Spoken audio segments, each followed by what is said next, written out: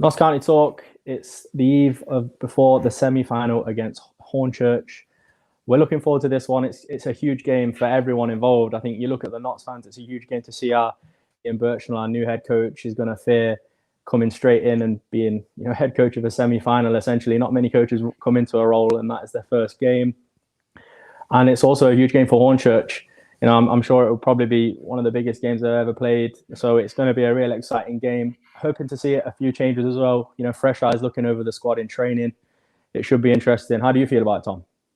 Yeah, I mean, we're big advocates of the FA Trophy. It's realistically, it's the competition where what other competition Notts going to go into as favourites like this straight away. So we're coming in as favourites. We're expected to beat most teams from the first round. So it's nice. It's the best chance at a trophy that's not a playoff trophy.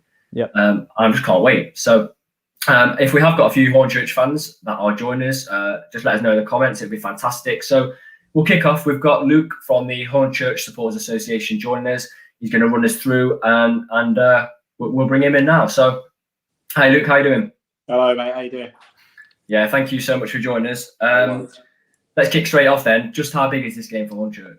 Massive, humongous, probably our biggest game in history, I think, coming into it. We've had some important games in the past, but there's never been an opportunity to play at Wembley, a semi-final against a huge side like Notts County. These games don't come around every day. So yeah, definitely our biggest game in history by a shadow of a doubt.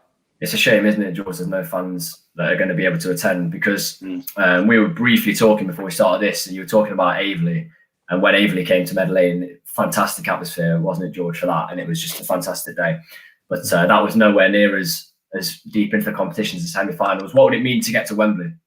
I don't think I couldn't give you a word to describe it, mate. I mean, for you boys, I know you have been the favourite for this competition probably from the beginning.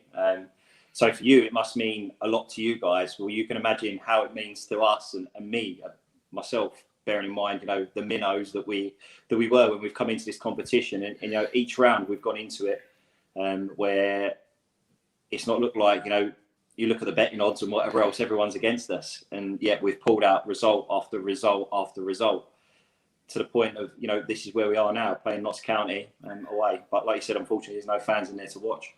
Yeah, before we ask you about your run to the semi-final, I think you'll agree, George, this means a lot to Notts because I don't know how aware Hornchurch fans are of this, but we got to semi-final last year, drew Harrogate, and obviously we bought our tickets, haven't we, George?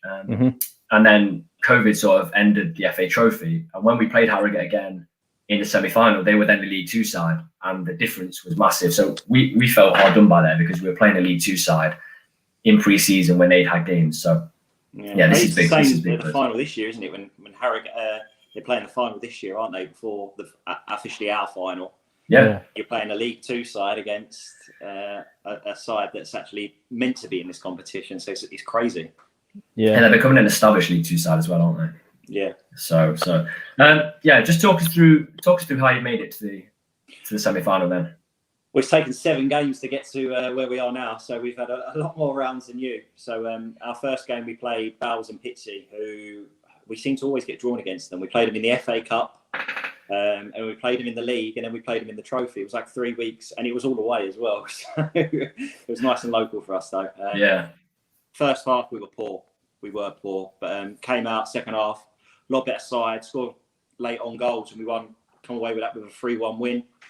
That was a messy day for the away fans as well. I remember that one. Next round was Wingate and Finchley, another team in our league. That was a home tie, and we'd played them about a month before, and they brought in a lot of new players, and they were a really good side. And I think they beat us in the league. It was like 3-1 maybe. So there was a lot of. I wasn't sure about the game, if I'm honest with you, but we were quality, and we came away with a 4-1 win there. And they'd been on a good run. I think their form guide before the game, I think they were up there. So that was a great result for us.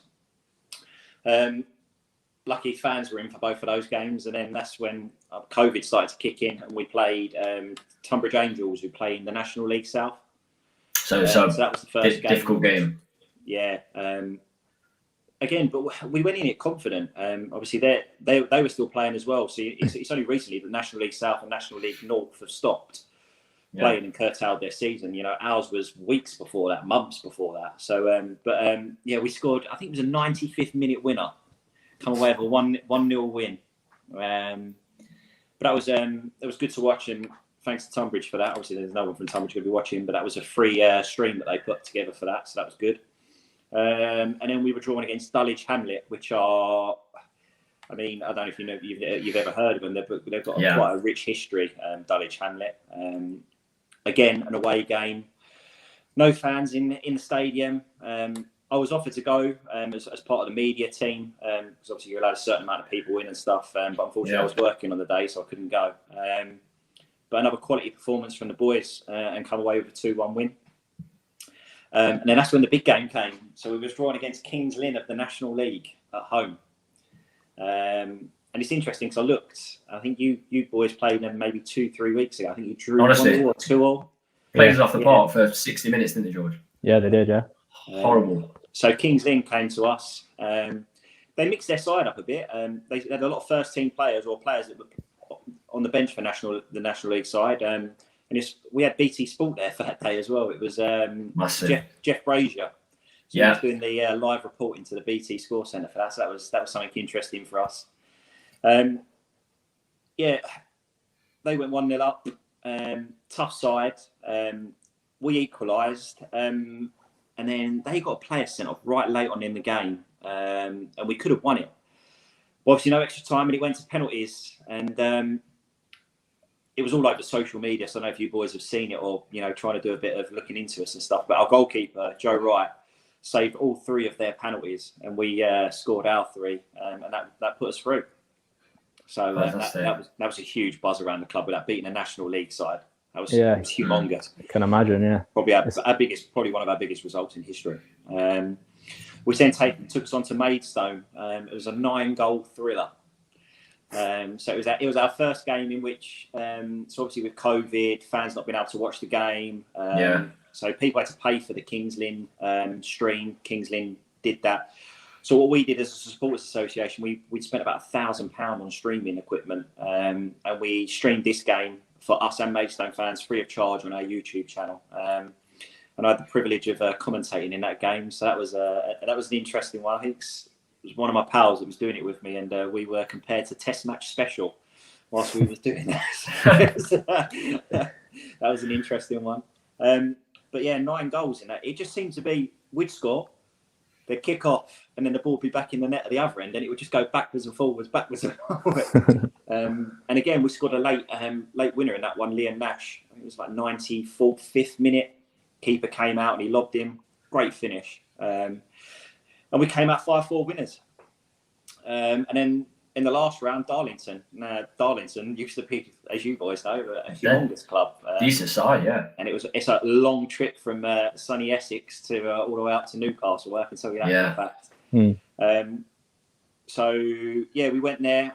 As part of that, some of the fans from Hornchurch made a crow fund page in relation to getting the players hopefully in a hotel overnight, because that's a 5-hour journey, and before a game, that's a killer. Sitting on a coach for 5 hours and then playing 90 minutes of football. Yeah. So they raised, I think it was about $3,500. Even David Gold of David Sullivan of West Ham was putting 500 quid in for that. He contributed. So the boys went up there the night before, and that was another stream paid for. Darlington and the Hornchurch fans paid for. And we were the better side.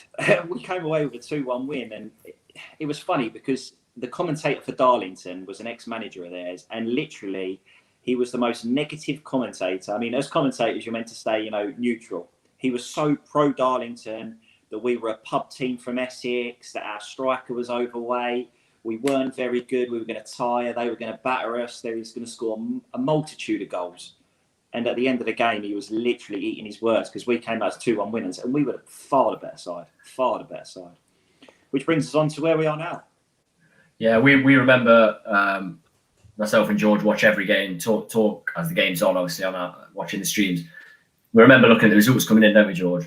And with all due respect, you see a team like Hornchurch beating Darlington, you start to think, right, this is good for Notts, as anyone would.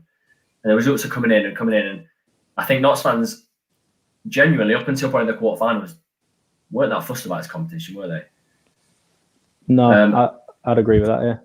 And now it just seems the way it's come with Ian Birchall coming in as well and Arnaldo leaving, it seems like this is a really big game, and I'm massively looking forward to it. Yeah, massively. You look at the National League table as well. I mean, it's we've got a local side in Dagenham and Redbridge, and they're near like quite low down, but they're still only like 10 points off of you boys who are up towards the top. So it's such a close league. Yeah, very tight. But briefly going back to the team that you have, I mean, some of the results that you've explained to us there, it shows huge character. Do you think that's fair to say? Is it a team that's full of character, would you say? You walk around the club and you speak to the players, you speak to the fans, not just from this competition. There's a togetherness, and there always has been at this club.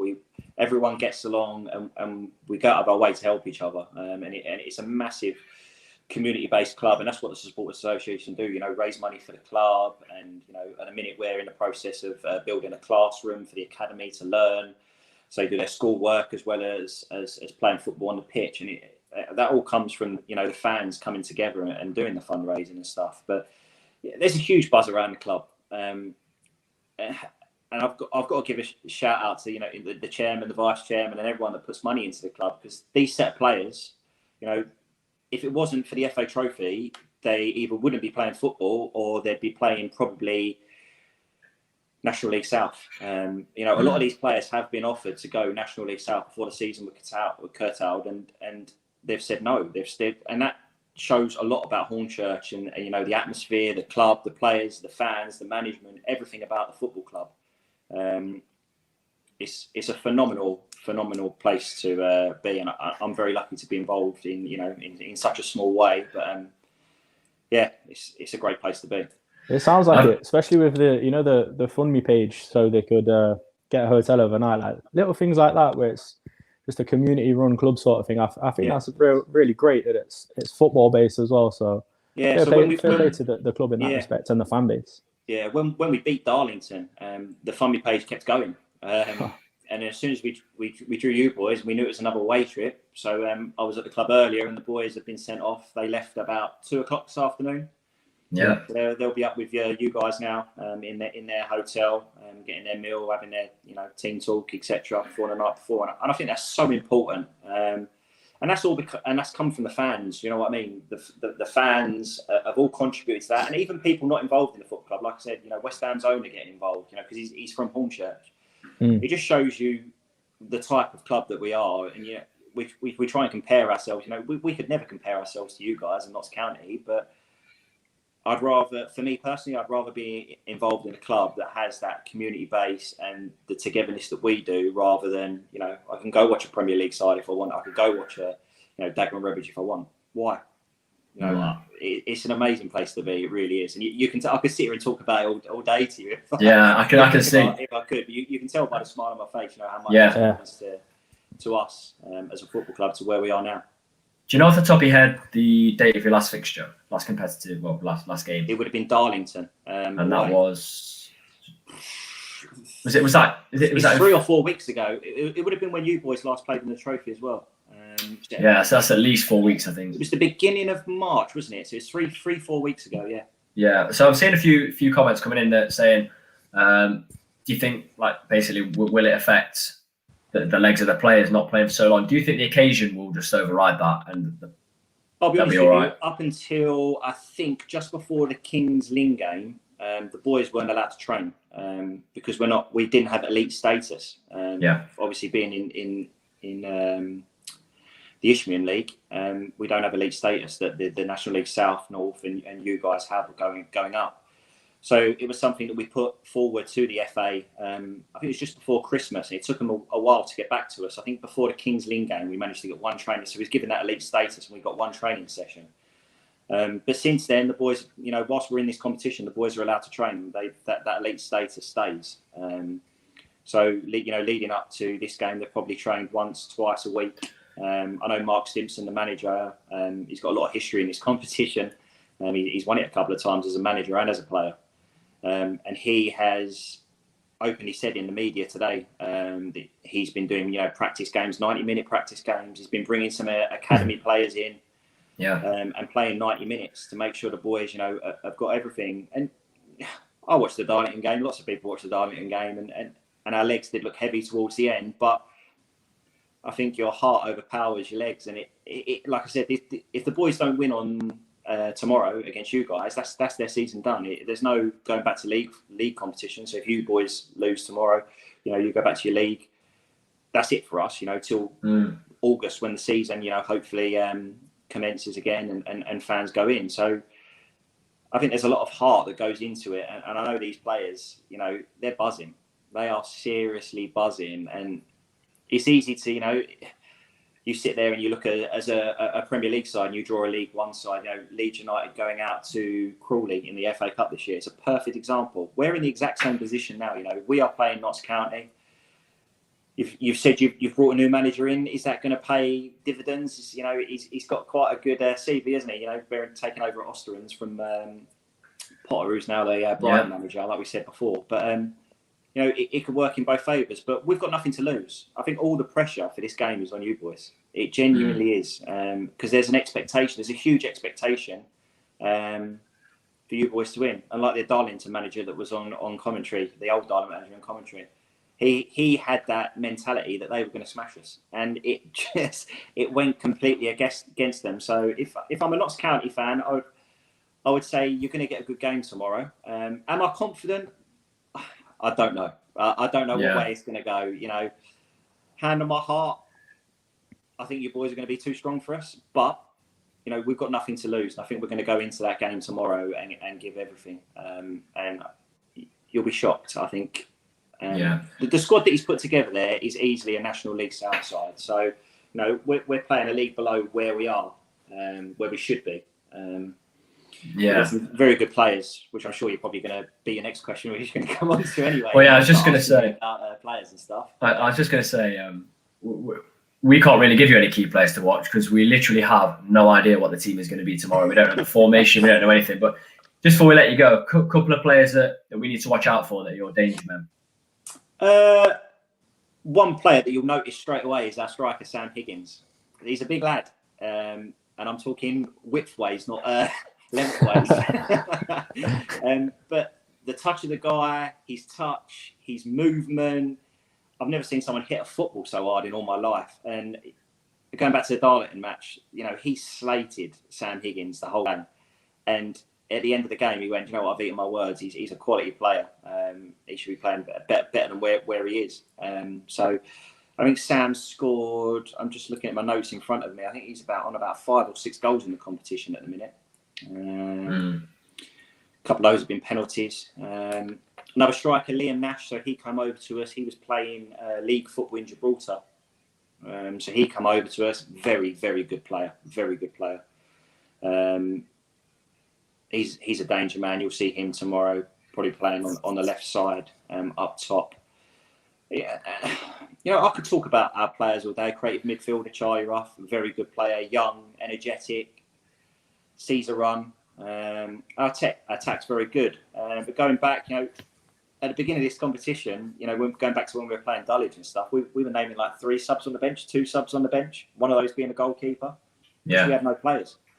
Now players are coming back from injury. We had people on dual registration. So where our league season was curtailed, they were playing National League South. So Chris Dixon, quite a well-known striker, has played Champions League football in Cyprus and has also played internationally for Ghana.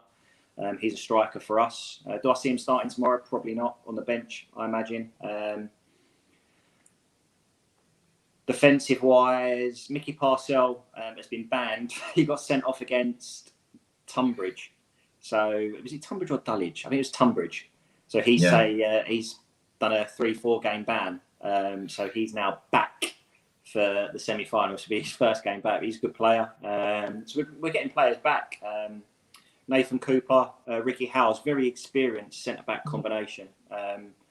Got a lot of non-league years under their belt, played very well with each other, very good in the air, talk to each other. I think it just comes down to Mark Stimson as a manager. He's a very organised manager. He knows his stuff. He's managed Stevenage in League Two, Grays Athletic when they had their rise back in the day, winning the trophy twice. Steve's won the trophy with Stevenage. He's won the trophy. He's an ex Newcastle and Tottenham player. So he's got vast experience, and I know a lot of players really respect him as a manager, and I think he's got a lot to do with the togetherness in that squad. Yeah, there's a multitude of players, mate, that we could talk about. I could sit here all day and talk about them, if I'm quite honest with you. I'm sure we'll see a few, and we'll think, yeah, they're quite tasty players, and you know, I hope that it is a good game. I think you'll enjoy it. Obviously, I hope we enjoy it more and come out with the win. You know, so it's more than just another fixture. It's literally Wembley that is at stake here, and anyone, whatever level you want to get to Wembley. But Luke, I appreciate on a Friday night before the game you've given us your time.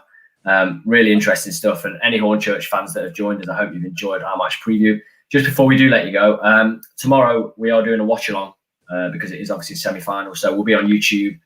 We'll be live for the whole game talking about it. It might be a bit more not spaced because we're obviously seeing how a new manager plays. But if anyone would like to join in, get involved in the comments, we'll put a few up on screen. But Luke, thanks again. Really, really appreciate you joining us. No dramas. Thanks, Luke. The best of luck. All the best for tomorrow. I hope it's us to come out on top. But like I said, it's going to be a good game, and I hope you enjoy it, and hopefully we get the respect that we deserve. Yeah, good luck. Cheers, Luke. Thank you. Take care. Right then, George, you want to take us through our team? It's been crazy, hasn't it? Yeah. How do we pick a team with a manager that's been in, a couple of days? Yeah, very difficult. It was interesting as well. I watched his Q&A quickly before you go on to bring the team up. I watched the Q&A that they did briefly. I listened to a few questions because I didn't quite have time with my schedule. But he was saying that there's a few players, I think it was Maurice Ross that actually said it, there's a few players that have been on the periphery of coming into the team that he can see being first team players, which is, it's good to hear, I think, because there's been some people that have been cemented into the squad that maybe fans don't agree with. So this lineup is sort of tailored to that. So I think some Notts fans will appreciate this. Okay, should we flash the team up? Go for it. We've gone 4-3-3. We know we like to play this formation a little bit. So here's our lineup. I'll talk us through the keeper and defence. So we're going Pillin in goal. Kelly Evans back in at right back. Rawlinson and Ellis at centre backs. I mean, there's not really any other choice we can make. I wouldn't put Ben Turner in. And then we're going to go Barnett at left back because I just think he's the safest option. George, midfield? If he's at it as well, Barnett, I think could have a really good game. So yeah, midfield. Obviously, one change in there from the last couple of games we played. We've gone Reeves, O'Brien, and Matty Wolf. I just think that's our strongest for the competition that it is. You know, a bit of youth in there as well with Wolf. So that should be exciting to see if that is selected. And front three, I've gone for Knowles, Sam, and Miller. Obviously, Miller and Knowles being the wingers. So, you know, I think that's quite a tasty lineup, I do. You look at Knowles, I fancy Knowles in a game like this. He's going to want to... The pace of Knowles would be dangerous. The whole squad, I think they're going to want to be showing the new coaches what they're about. So it's a great game for them to sort of come into and hopefully get some goals. Yeah, I think that midfield three, I'd really like to see how it does work. Well, look, we've been a bit critical of Doyle on the channel in the past couple of days. Well, he's been fantastic for Notts. He's a good player. Yeah. But also he's 39 years old. Like, give him a rest in this game. We've got to balance out that we now the Dover points have been removed, we've got 2 games in hand over top of the league Sutton, who are 14 ahead. We could cut that down to 8.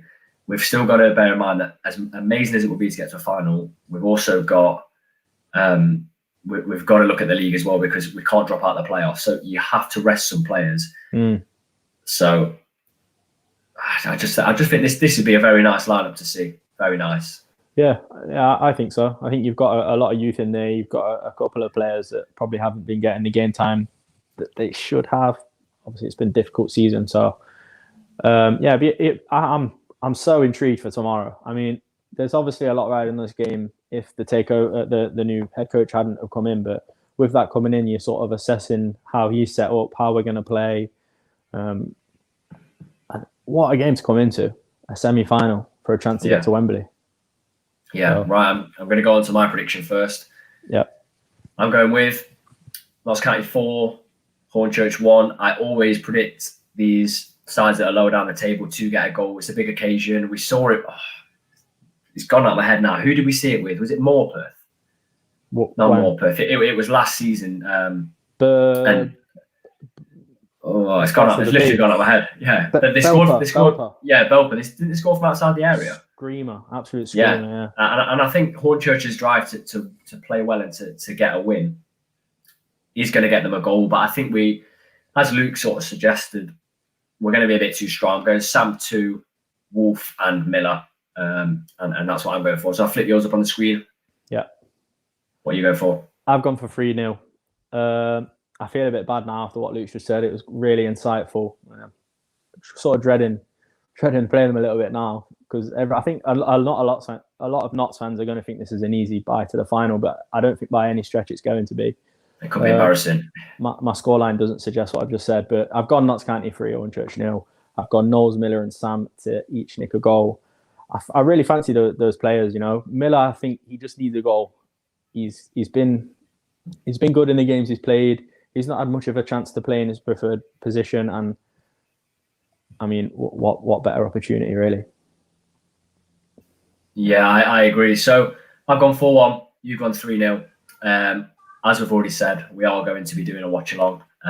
It'll be a more interesting watch along because we'll get to pick apart the tactics of the new manager and see what he's instilled in those first couple of days. So if you're a Notts fan, obviously please watch with us. If you're a Hornchurch fan, feel free to watch with us, get involved. We'll put some comments up on the screen. So let's just enjoy the occasion. It's a semi-final with Wembley, and it's looking like, fingers crossed, it's looking like the winner of this is going to be allowed fans at Wembley. So really looking forward to it. Keep an eye out for tomorrow. We will be going live sort of 5 minutes before kickoff, and let's hope we end up at Wembley.